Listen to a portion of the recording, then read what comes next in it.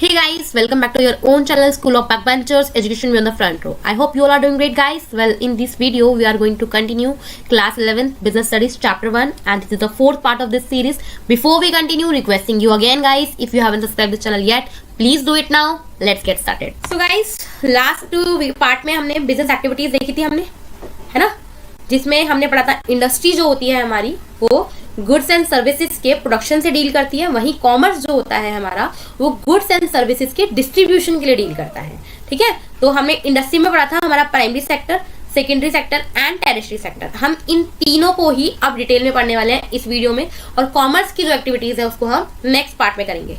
ठीक है, तो गाइस पहले बात करते हैं हम प्राइमरी इंडस्ट्री की। तो involves using natural resources to provide raw material for other industry. Other industry कौन सी है आपकी? सेकेंडरी इंडस्ट्री, जहाँ पे आपको मैन्युफैक्चरिंग करना होता है और आपको कंस्ट्रक्शन करना होता है। तो मैन्युफैक्चरिंग करने के लिए और कंस्ट्रक्शन करने के लिए आपको चाहिए natural resources as a raw material. तो प्राइमरी इंडस्ट्री यही इन्वॉल्व करवाता है कि आप नेचुरल रिसोर्सेज को यूज करो और उसको किस में कन्वर्ट करो? रॉ मटेरियल्स के अंदर, ताकि वो जो दूसरी इंडस्ट्रीज है उनको एज आपका तो फाइनल प्रोडक्ट होगा। प्राइमरी में तो वो फाइनल प्रोडक्ट होगा जो नेचुरल रिसोर्सेज को यूज करके बनाया गया है, लेकिन सेकेंडरी इंडस्ट्रीज के अंदर उसको as a raw material use किया जाएगा। ठीक है, तो दो तरीके की होती है, एक्सट्रैक्टिव और जेनेटिक।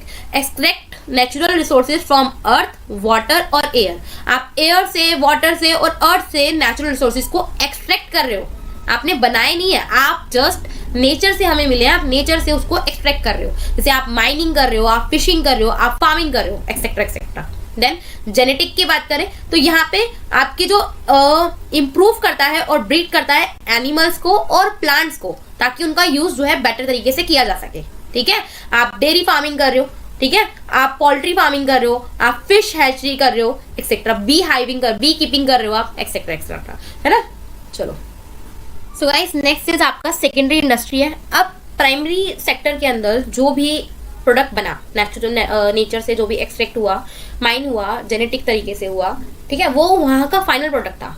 अब उस फाइनल प्रोडक्ट को सेकेंडरी इंडस्ट्री खरीदेगी एज अ रॉ मटेरियल और उससे कुछ नए प्रोडक्ट्स बनाएगी और वो मार्केट में बेचेगी।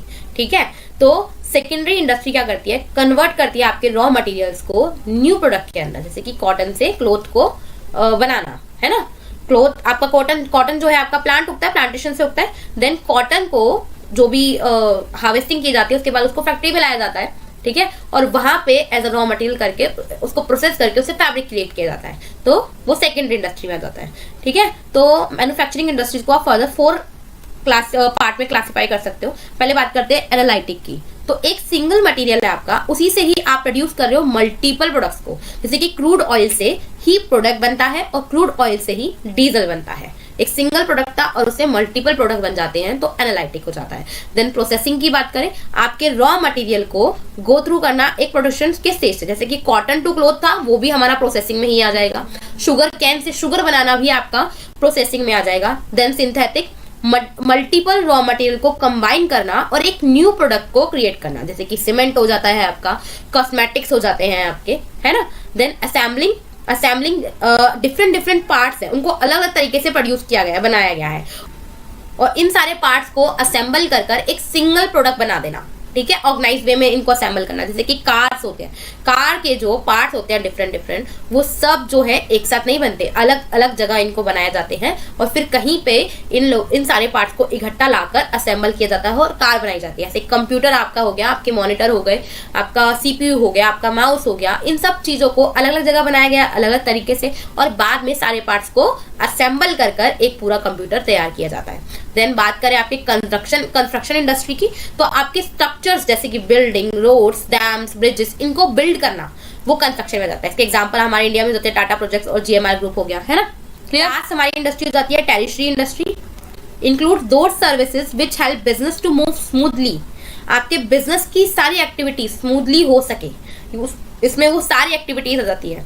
प्राइमरी सेक्टर से, आपकी प्राइमरी इंडस्ट्री से जो रॉ मटेरियल बन के तैयार हुआ है, सेकेंडरी में लाया गया, तो क्या चाहिए आपको? ट्रांसपोर्टेशन चाहिए। अब प्राइमरी के अंदर बनकर इकट्ठा तो मार्केट में चला नहीं जाएगा, उसको स्टोर करने के लिए, सही तरीके से सेफ्टी के साथ सिक्योर रखने के लिए वेयर हाउस चाहिए, है ना। अब बिजनेस आपको चलाना है, बिजनेस रन करने के लिए पैसा चाहिए, आपको फाइनेंस चाहिए, बैंक से मिलेगा। आपके गुड्स एंड सर्विसेज को बेचने के लिए आपको कस्टमर को इन्फॉर्म करना है, एडवर्टीजमेंट करनी पड़ेगी। तो ये सारी की सारी सर्विसेज जो आपके बिजनेस को स्मूथली रन करने में हेल्प करती है, जैसे कि transport, banking, insurance, storage, advertising, ये सारी की सारी सर्विसेज आपको कहाँ मिलती है? टेरिशरी इंडस्ट्री के अंदर। Clear? So guys, I hope आपको इंडस्ट्री के तीनों पार्ट समझ में आ गए होंगे। आ गए हैं तो ये क्वेश्चन है, पढ़िए, समझिए, आंसर कमेंट बॉक्स में लिखिए। अगर नहीं समझ में आया, डाउट है, तो भी लिख सकते हो। मिलते हैं नेक्स्ट वीडियो में नेक्स्ट पार्ट के साथ। तब तक के लिए वीडियो पसंद आया तो लाइक कर देना, चैनल को सब्सक्राइब नहीं किया है तो सब्सक्राइब कर देना, ताकि और जो न्यू पार्ट्स आने वाले हैं वो आप तक पहुंचते रहे। तब तक के लिए बाय।